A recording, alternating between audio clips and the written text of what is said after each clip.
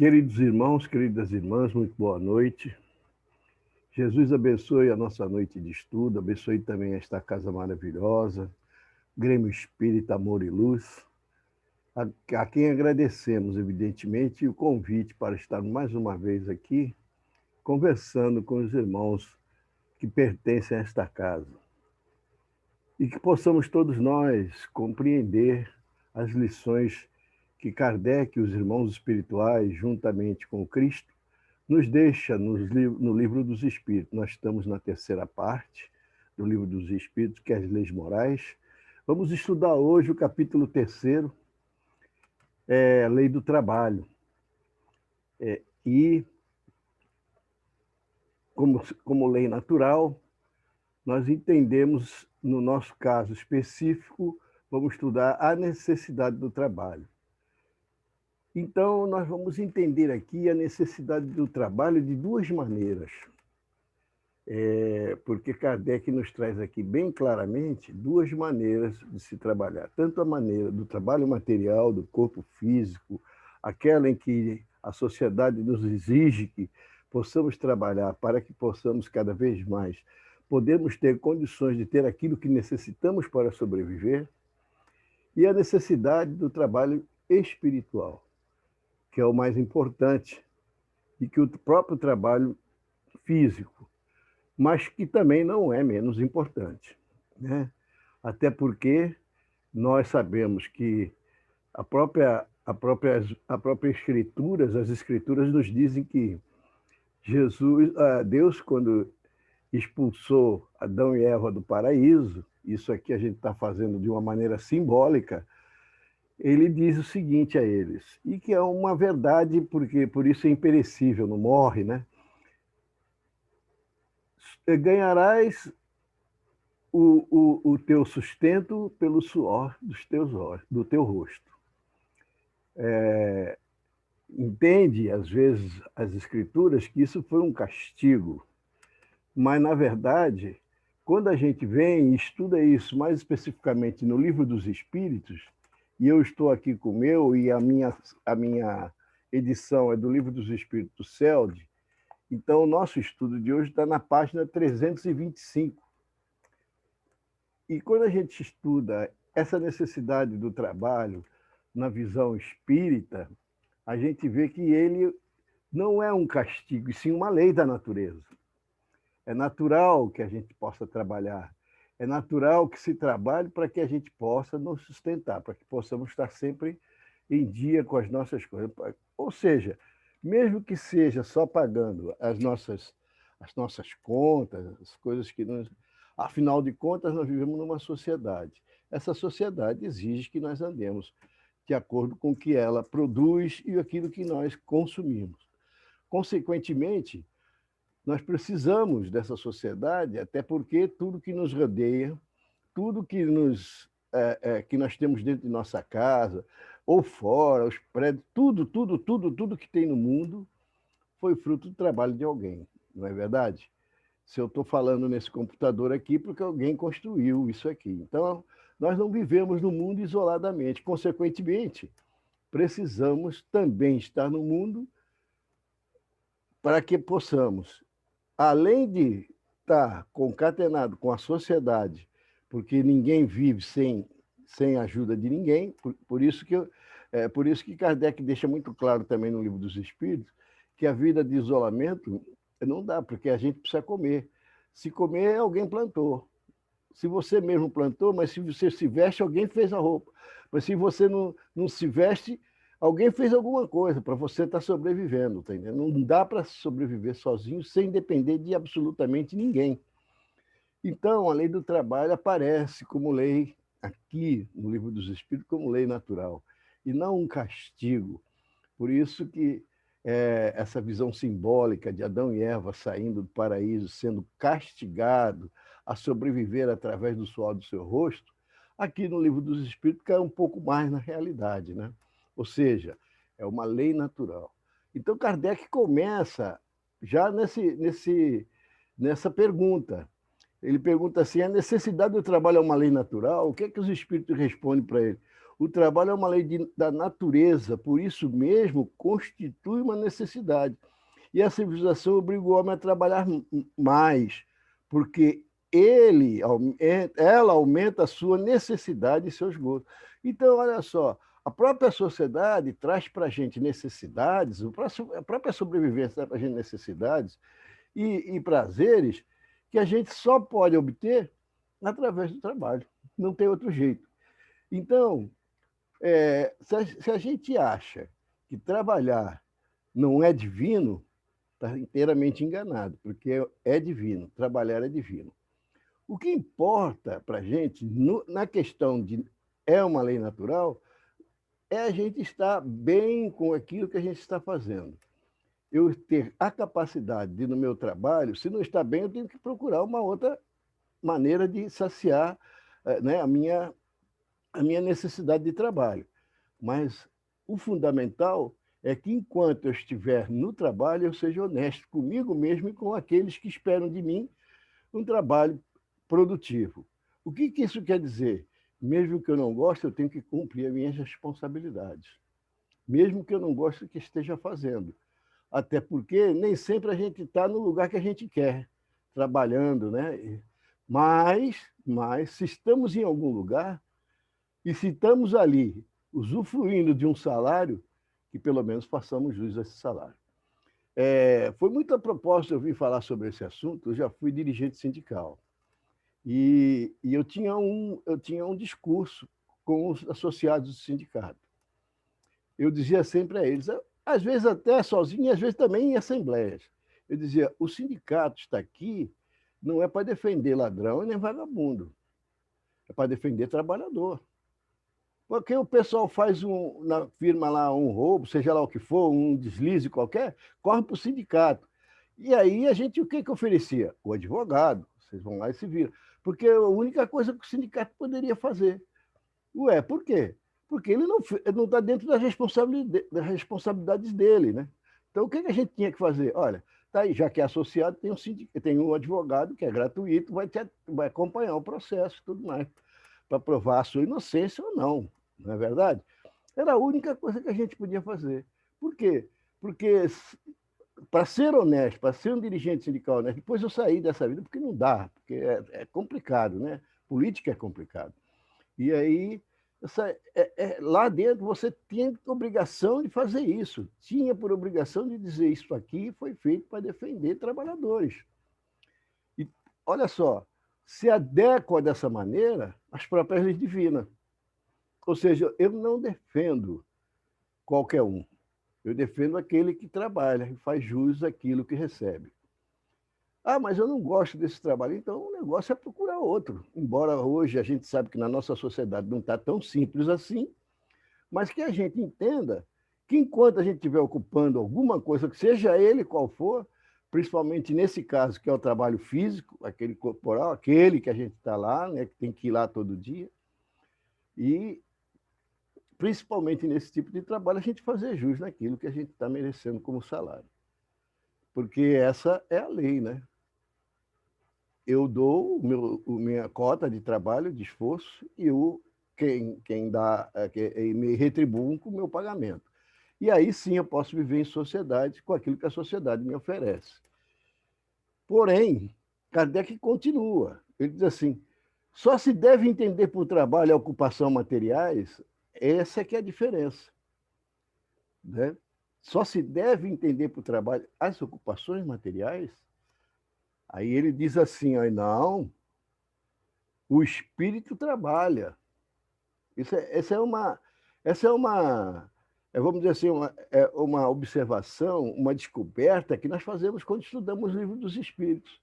Né? Porque é difícil a gente encontrar esse tipo em qualquer outro tipo de literatura que não seja literatura espírita. Olha só, não, o espírito trabalha, assim como o corpo. Toda ocupação útil é um trabalho. Então, ele abrange mais um pouquinho, a ideia de Kardec é abranger um pouco mais essa questão que a gente tem de visão do trabalho, que é só o trabalho material. Aí ele diz, o trabalho, qualquer que seja ele, seja tanto espiritual como material, ele precisa ter também uma finalidade útil. o espírito, desculpe, o corpo, quando trabalha, o trabalho físico, ele tem sempre uma utilidade. Ninguém trabalha sem nenhuma utilidade. Seja um pedreiro que está construindo uma coisa, seja lá o quem for. Está utilizando alguma, porque ninguém vai pagar por não fazer nada. É ou não é verdade? Então, está sempre construindo alguma coisa, está sempre fazendo alguma coisa, está sempre transformando a natureza, aquilo que a natureza nos dá, em bens materiais. É ou não é verdade? Esse é o trabalho material. E o trabalho espiritual? Aí Kardec começa a entrar numa outra seara que a gente não conhecia. E vamos tentar aqui, com ele, chegarmos a uma conclusão. E aí ele diz assim, por que o trabalho é imposto ao homem? Aí a resposta é muito interessante, é uma consequência da sua natureza corporal, uma expiação e, ao mesmo tempo, um meio de aperfeiçoar sua inteligência. Sem o trabalho, o homem permaneceria na infância da inteligência. Então, tem algumas coisas que o trabalho é útil, inclusive para nós, para o nosso próprio engrandecimento espiritual, não é verdade? Por quê? Porque o trabalho nos instiga a pensar, a raciocinar. Consequentemente, nos desenvolve. Sem isso, nós ainda estaríamos na infância corporal, na infância espiritual. Nós não teríamos produzido para nós, com o nosso trabalho, nenhum benefício, se não tivéssemos o trabalho. Porque ele desenvolve também a nossa inteligência. Quando ele desenvolve a nossa inteligência, ele desenvolve também a nossa moral. E quando desenvolve a nossa moral, desenvolve o livre-arbítrio, nós começamos a sentir senso moral quando a gente começa a raciocinar como seres humanos e como começamos a passar a vida que a gente tinha até então instintiva como uma vida útil. E aí sim, começamos a pensar na família, na sociedade, né? E aí a gente vai abrangendo na cidade, no bairro, e a gente vai abrangendo uma série de coisas. E aí começamos, à medida que aumenta, que a gente vai desenvolvendo o nosso senso moral, vamos desenvolvendo também o quê? As nossas responsabilidades. Antes disso, desenvolvemos o livre-arbítrio e, concomitantemente, o senso moral. Desculpe, a nossa responsabilidade. Quanto mais aumenta o livre-arbítrio, mais vai aumentando a responsabilidade. Então, eu tenho o direito de escolha, tenho o direito de escolher, tenho o direito de fazer o que quiser. Esses dias estávamos estudando a Gênese, e a gente estava vendo que no capítulo 16, Teoria da Presciência, os espíritos que vêm com esse dom, os médios que vêm com esse dom, de ver no futuro e falar para as pessoas, geralmente eles sempre deixam a escolha para a pessoa, vai acontecer isso. Ele não diz se você deve fazer ou não, a escolha é sua. Ele te diz o futuro, mas ele não te diz se você deve fazer ou não. Por quê? Porque o livre-arbítrio é seu.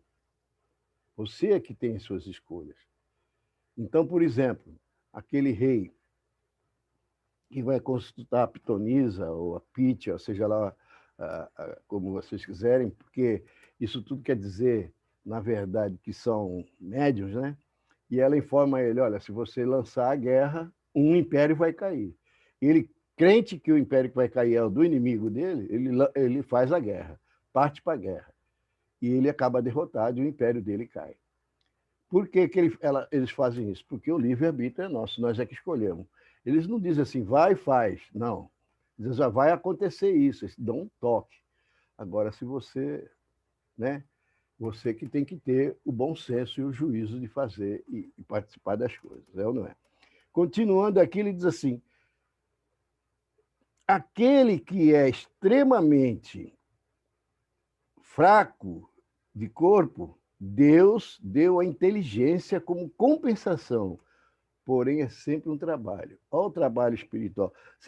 Vamos lembrar aqui, trazendo para os dias de hoje, Steve Hawkins, aquele inglês, né, prêmio Nobel de Física, que era tetraplégico, né?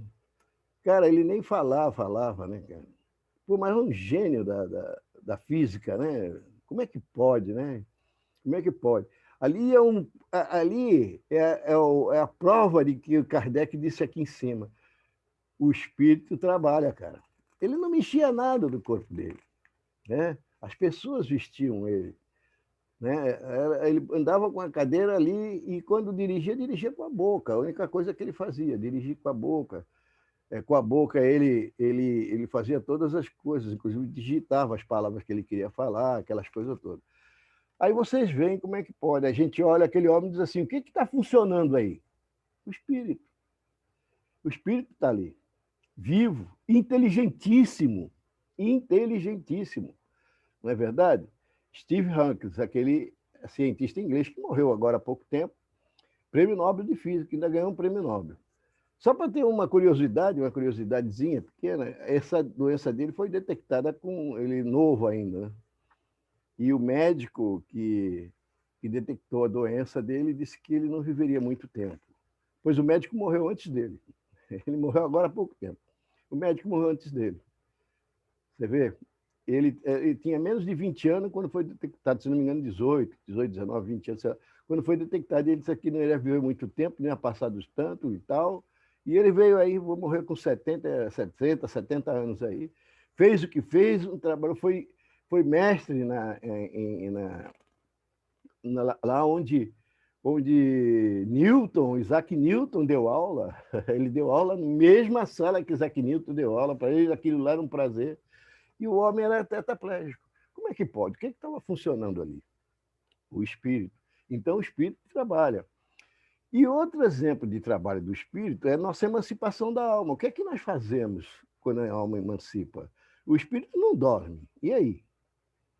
Por isso que a gente sempre costuma falar e fazer aos nossos companheiros, conversando com os nossos companheiros, dizendo o seguinte: façamos sempre uma prece antes de dormir, para que o nosso espírito não se ocupe de coisas que não nos interessam.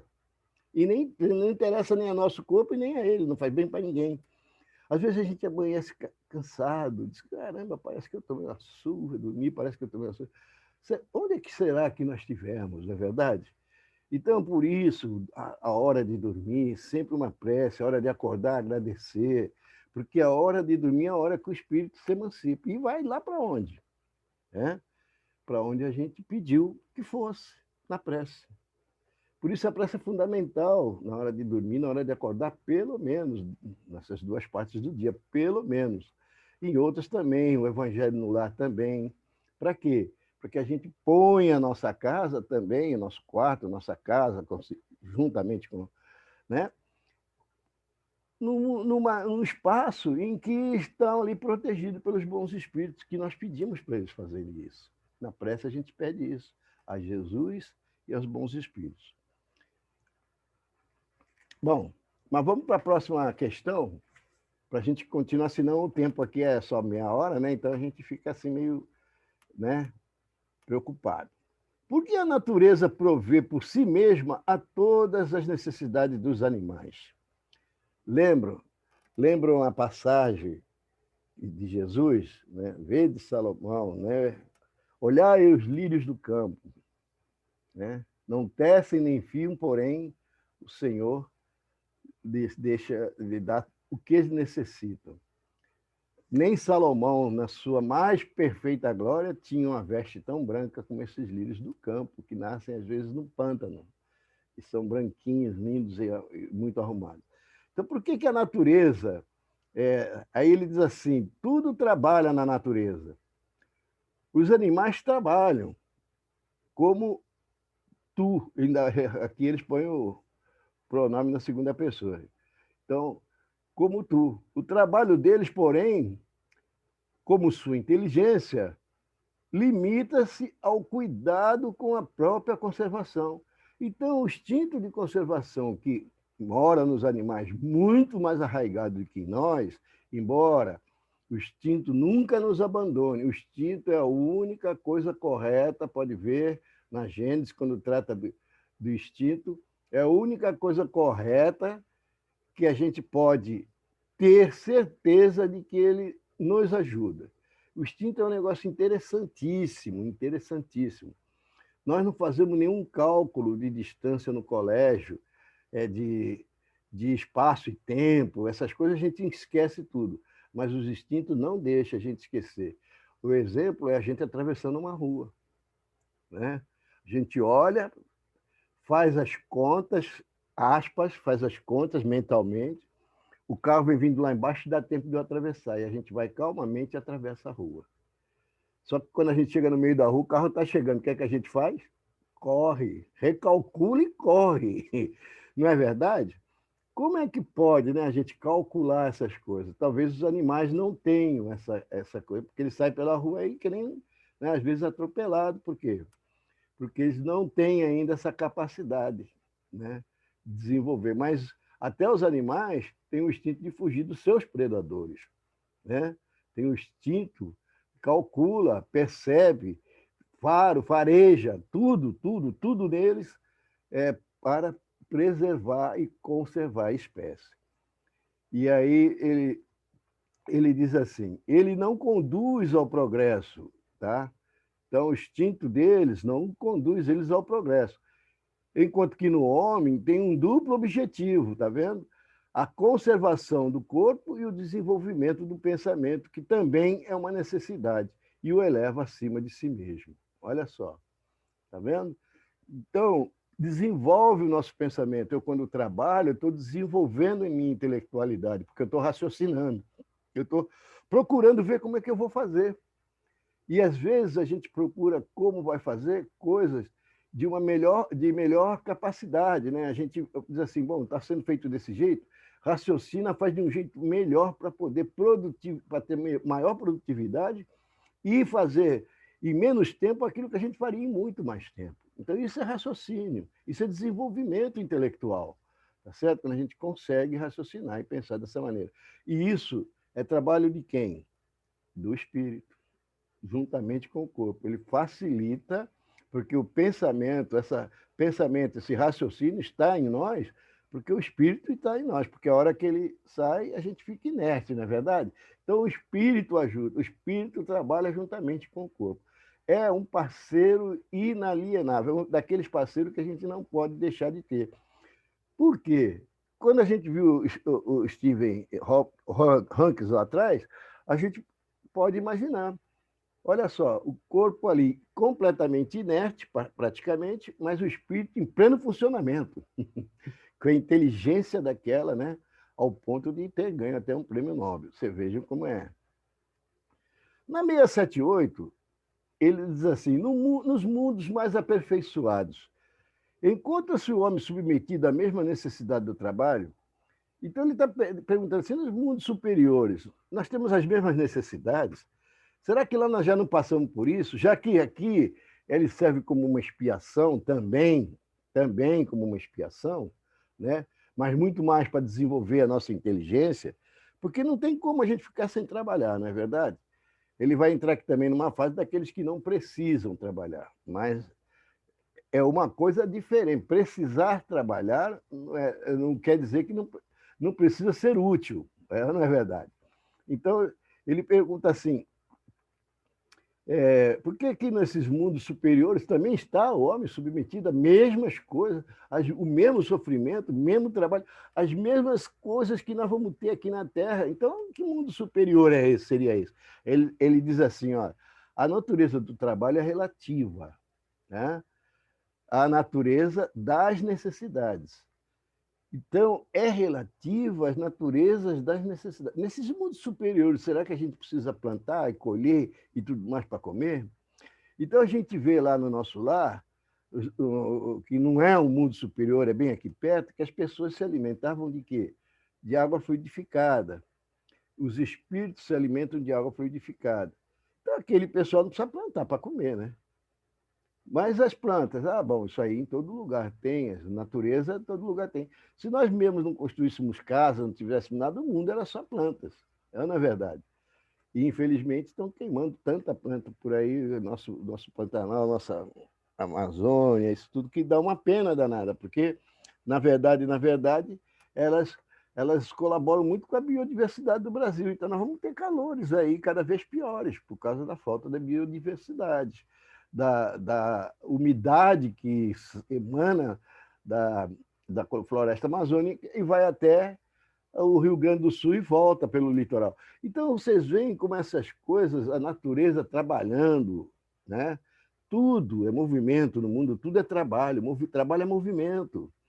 Então, tudo no universo é trabalho, né? Tudo é energia, tudo é trabalho.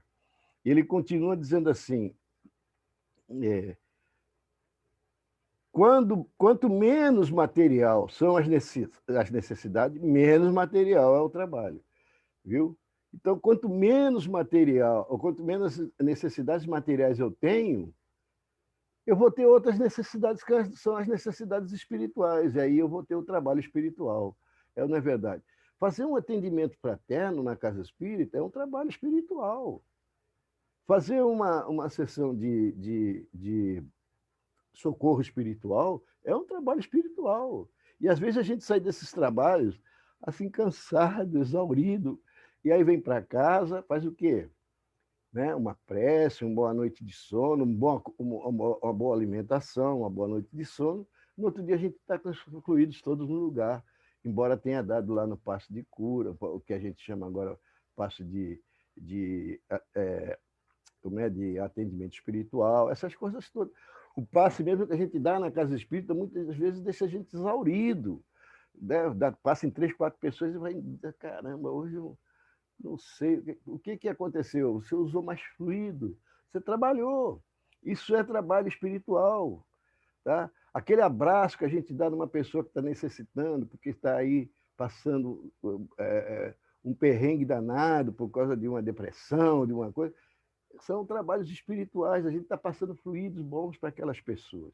É assim que se trabalha espiritualmente. E assim também trabalhamos quando a gente desprende-se do nosso próprio corpo, não é verdade? Quando a gente se desprende, a gente sempre pede a Deus que a gente faça um trabalho útil, para que a gente seja aproveitado, não é verdade? Para que a gente possa ter uma noite útil, porque esse trabalho espiritual geralmente nos deixa leve. E geralmente o trabalho espiritual se baseia em quê? Caridade. Ajuda ao próximo. O trabalho espiritual é sempre dirigido assim. O que faz isso? Faz um bem danado em primeiro lugar para a gente. Toda vez que a gente ajuda alguém, mesmo que seja aqui no estado de vigília, acordado, que a gente faça aí como faz o pessoal lá no Condessa Paula, aquela quentinha, ou seja lá um cobertor, seja lá o que for que a gente dá aos outros, a gente se sente bem, porque a gente fez alguma coisa de bem para os outros. Isso aí melhora um pouco a nossa vida. Mas continuando aqui, ele diz assim também que a pergunta, olha só que interessante, né? O homem que possui bens suficientes para assegurar sua existência encontra-se isento da lei do trabalho? Ou seja, eu herdei uma herança, tenho muito, e aí preciso trabalhar? Eu tenho que, para como viver eu, minha família, talvez até descendentes, e eu preciso trabalhar? Olha a resposta de Kardec. Do trabalho material, talvez não. Porém, da obrigação de se tornar útil conforme os seus meios, de aperfeiçoar a sua inteligência ou a dos outros, o que também constitui um trabalho. Então, olha só, gente, então não tem jeito. De qualquer maneira, a grande questão é nos tornarmos úteis. A gente pode até não ter o trabalho material, mas ser útil enquanto espírito para os outros, nós temos que dar um jeito de ser, porque senão a inércia completa, não é verdade? Então, nós temos por obrigação de nos tornarmos útil. Nós não viemos aqui nessa terra a passeio. Ninguém veio aqui a passeio. Viemos aqui porque Deus viu em nós alguma utilidade. Possamos nós, aqui através do nosso livre-arbítrio, nunca descobrir as nossas utilidades, mas a gente vai trabalhando por aí para ver o que a gente pode fazer. Nós não podemos esquecer do que dizia Chico, né? Chico tem uma frase interessantíssima, que ele diz o seguinte: quando a justiça divina vier te procurar e te encontrar trabalhando no bem, manda a misericórdia divina que a justiça divina seja suspensa. Isso quer dizer o quê? Já que nós estamos todos aqui em provas e expiações, é porque nós estamos cumprindo o quê? A lei de Deus, as leis da justiça divina. Mas quando essa justiça for grave e ela estiver te agravando, que vier em cima de você numa hora em que você estiver trabalhando no bem, a misericórdia divina, através da hierarquia do Pai, manda a misericórdia divina que a justiça divina seja suspensa. E ali você estanca por enquanto. É só suspender, não é cortar, não é extinta, ela é suspensa. Por que suspensa? Porque você vai ter que cumprir a justiça divina. Mas, como a justiça divina, assim como a justiça dos homens, tem atenuantes e agravantes, se a justiça divina te encontra trabalhando no bem, é a história daquele médico que a gente sempre escuta, né? De vez de perder um braço, perde um dedinho. Por quê? Ele estava sendo útil. Por isso que nós aqui, nesse planeta de provas e expiações, todos nós, não somos isentos de ser útil à humanidade, a nós mesmos, à nossa família, ao próximo, seja quem for. Mas não estamos isentos de ser útil, precisamos ser úteis nesse mundo para ter sentido. Ele termina dizendo assim: a obrigação de ser útil aos seus semelhantes é tanto maior para ele, ou seja, aquele que não precisa trabalhar, né, quanto mais tempo livre possui para fazer o bem, em consequência da parte que lhe foi previamente concedida. Ou seja, quem não precisa trabalhar tem muito tempo para fazer o bem, não é verdade? Então, que se utilize desse tempo aí para fazer o bem. É evidente que não é o tempo todo, ele também tem o seu tempo de lazer, o tempo de família, o tempo disso, mas tenha tempo de fazer o bem. Antônio Emílio de Moraes, para citar um exemplo, era o dono do cimento Votorantim, né? Da empresa Votorantim. Mas ele fazia todo dia a presidência da Beneficência Portuguesa em São Paulo, um baita do hospital, é um hospital de excelência, copiado no mundo inteiro, como presidente ali e sem remuneração. Fazia porque queria fazer para fazer o bem. Era presidente, presidia a Beneficência Portuguesa. E aquilo andava num ritmo danado, viu? Ali não tinha corrupção, ali não tinha coisa nenhuma. A gente não escuta falar desse hospital assim em São Paulo. Antônio Emílio de Moraes fazia isso, tá certo? Você vê como é que as coisas. Era um homem rico, né? Até de boa família, já herdou empresa e tudo mais. Então, a 680, não há homens que se encontram na impossibilidade de trabalhar, no que quer que seja, e cuja existência é inútil, aí ele diz assim, Deus é justo, né? Claro, tem gente que nasce com vários problemas de saúde, não se locomove, não fala, não nada, né? É como se fosse, vamos dizer assim, um vegetal cumprindo o seu papel no mundo de provas e expiações, né? Aí ele diz assim, Deus é justo, ele só condena aquele cuja existência é voluntariamente inútil, voluntariamente, né? Ele pediu para ser assim, pois este vive às custas do trabalho dos outros. Então, alguém trabalha para ele, não tem jeito, alguém tem que estar sustentando, alguém tem que estar vestindo, alguém tem que estar arrumando, tomando conta, essas coisas todas. Por isso, ele vive às custas praticamente dos outros.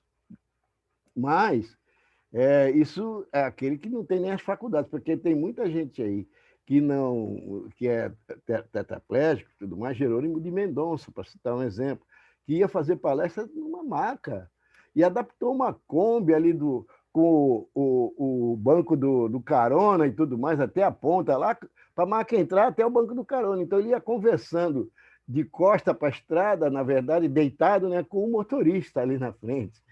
E ele ia para as casas fazer palestras. E aí, em vários lugares, o Norte Fluminense viajou muito pelo Norte Fluminense fazendo palestra. É o gigante deitado, né, que o pessoal chama no espiritismo como gigante deitado. Então você vê como que são as coisas. Tem homens aí que não têm nada e fazem um tudo. Tem outros que têm muito, também fazem alguma coisa, né? Ajudam alguma coisa.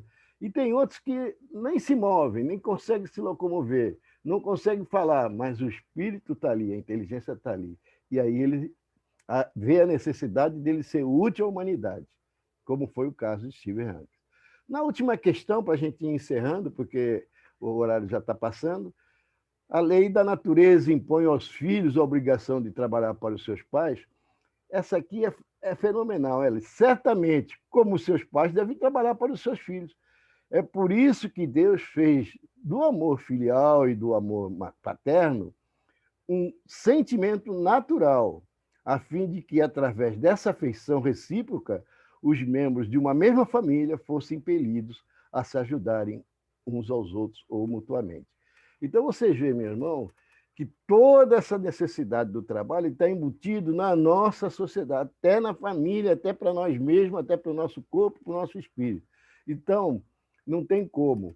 A grande questão é a seguinte: eu preciso procurar a ser útil, tanto fisicamente como espiritualmente. Aquilo que eu puder fazer pelos meus semelhantes, que seja feito.